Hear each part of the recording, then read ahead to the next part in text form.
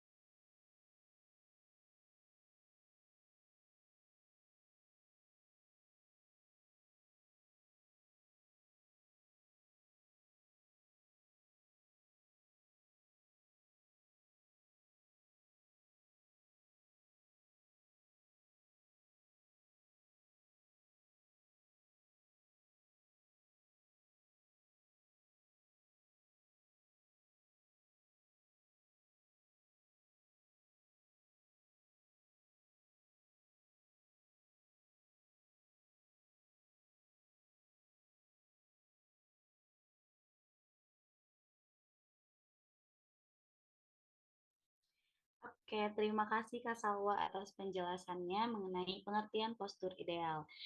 Selanjutnya dilanjut untuk slide kedua.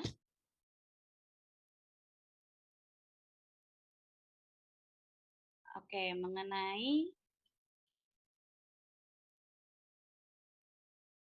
ciri-ciri postur ideal yang akan dijelaskan oleh Delia Putri Rahayu dan Lupita. Kepadanya disilahkan. Ya baik, untuk ciri-ciri postur ideal pembina di era sekarang, yang pertama itu ada percaya diri. Percaya diri itu pembina harus mampu memimpin kegiatan dengan tenang dan tegas sehingga peserta merasa aman dan terpercaya. Contohnya tetap tenang saat memberikan jadwal kegiatan yang berubah. Selanjutnya ada bertanggung jawab. Bertanggung jawab sendiri itu pembina harus menjalankan tugas pembinaan secara sungguh-sungguh. Dan contohnya itu seperti memastikan keselamatan peserta dan melakukan evaluasi kegiatan.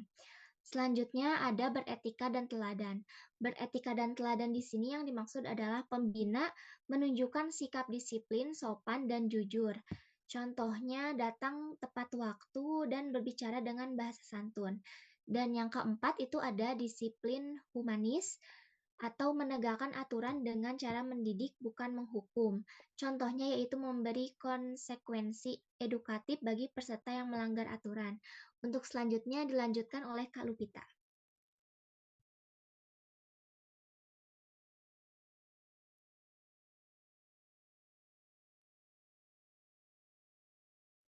Baik, yang selanjutnya ada adaptif, yaitu terbuka pada metode dan media baru dalam kegiatan pramuka. Contohnya, menggunakan permainan atau media digital dalam menyimpan materi. Yang keenam ada komunikatif, yaitu mampu mendengar dan memahami kebutuhan peserta didik. Contohnya, mengajak berdialog peserta yang berdiam atau bermasalah. Dan yang ketujuh, menghargai perbedaan, yaitu bersikap adil dan inklusif terhadap semua peserta. Contohnya membagi peran kelompok sesuai kemampuan masing-masing anak. Oke, baik. Terima kasih Kak Delia dan Kak Lupita atas penjelasan dari ciri-ciri postur ideal pembina di era sekarang. Selanjutnya mengenai peran fasilitator sebagai pembina di era sekarang yang akan disampaikan oleh Najwa Kamalia. Padanya disilahkan. Baik, terima kasih kepada moderator. Yang selanjutnya adalah peran pembina sebagai fasilitator. Sebagai fasilitator, pembina bertugas merancang dan mengkondisikan kegiatan kepramukaan agar berjalan tertib, aman, dan menyenangkan. Pembina tidak selalu tampil di depan, tetapi memberi ruang bagi peserta didik untuk terlibat aktif, mencoba, dan belajar dari pengalaman yang mereka alami sendiri. Pembina hadir untuk membimbing, memberi arahan, serta mendorong peserta didik agar berani berinisiatif dan bekerja sama. Dengan peran ini, kegiatan kepramukaan menjadi lebih bermakna dan membantu peserta didik mengembangkan sikap mandiri, tanggung jawab, dan kepercayaan diri. Oke, terima kasih. Kita lanjut mengenai peran motivator yang akan disampaikan oleh saudara Dika. Kepadanya disilahkan. Oke, terima kasih. Baik, langsung saja. Pembina sebagai motivator. Bukan hanya sekadar mengkasihkan kata-kata yang manis saja, teman-teman. Tetapi di sini pembina sebagai motivator yaitu dengan mencerminkan dari sikap tubuh yang baik.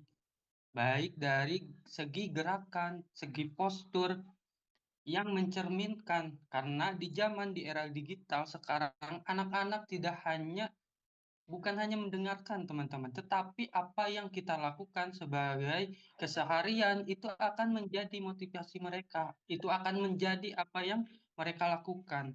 Bagaimana cara kita menjelaskan dengan suara, intonasi, volume dari kondisi yang kita ucapkan atau kondisi kata-kata, hal yang positif kah, bagaimana intonasinya, hal yang negatif, bagaimana intonasinya, itu akan menjadikan pembicaraan atau kondisi dari anak yang bagaimana jadi nyaman dan tidak nyaman, teman-teman.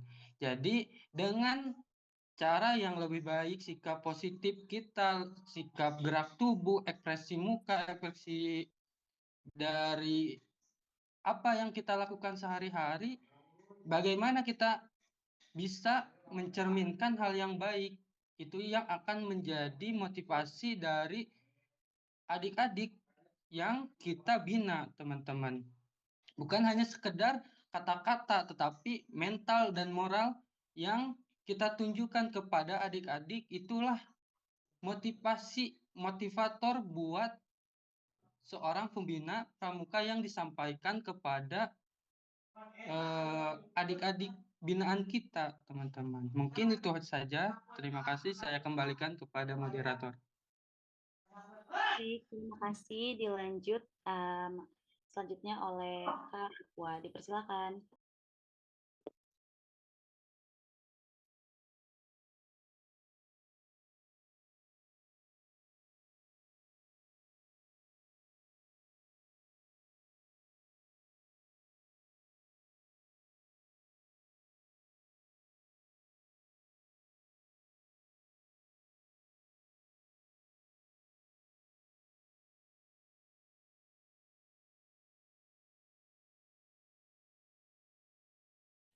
Oke, karena sepertinya terkendala jaringan, di sini saya akan membacakan terkait pembina sebagai evaluator. Yang pertama itu untuk menilai sikap, keterampilan, dan pengetahuan. Lalu evaluasi yang dilakukan secara berkala dan objektif. Dan yang paling penting adalah sebagai pembina, sebagai evaluator itu harus fokus pada proses dan pembentukan karakter di anggota atau siswa binaannya. Dilanjut, slide-nya. Slide-nya dilanjut. Lanjut.